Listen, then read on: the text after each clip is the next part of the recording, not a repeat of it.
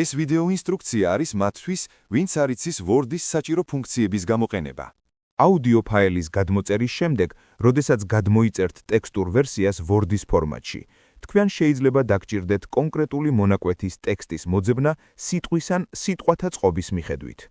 სასურველი სიტყვის ან სიტყვათა წყობის მოსაძებნად მენიუს ტაბში უნდა გადახვიდეთ Home მენიუზე.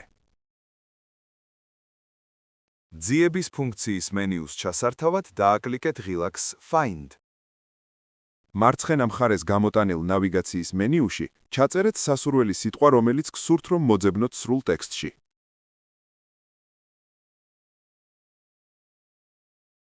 მიღებულ რეზულტატში აისახება თქვენს მიერ მოძიებული სიტყვის ის რაოდენობა, რამდენჯერაც არის ნახსენები ტექსტში.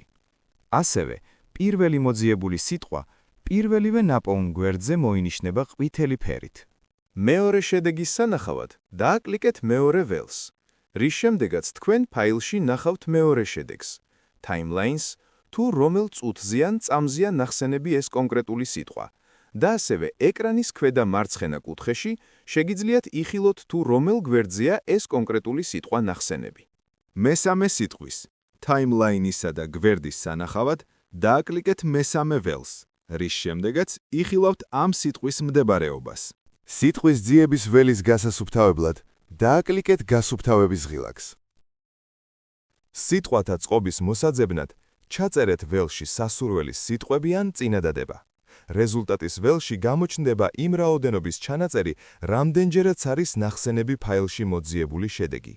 პირველი შედეგის Timeline-ის, სიტყვათა წყობის და ფაილის გვერდის სანახავად დააკლიკეთ პირველ შედეგს. მეორე შედეგის Timeline-ის, სიტყვათა წყობის და ფაილის გვერდის სანახავად დააკლიკეთ მეორე რეზულტატს, რის შემდეგაც ფაილში იხილავთ ამ სიტყვის Timelines, მდებარეობას, რომელიც ყვითლად იქნება მონიშნული, და ასევე თუ რომელ გვერდზე მდებარეობს ეს კონკრეტული მონაკვეთი. სიტყვის ძიების ველის გასასუფთავებლად დააკლიკეთ გასუფთავების ღილაკს.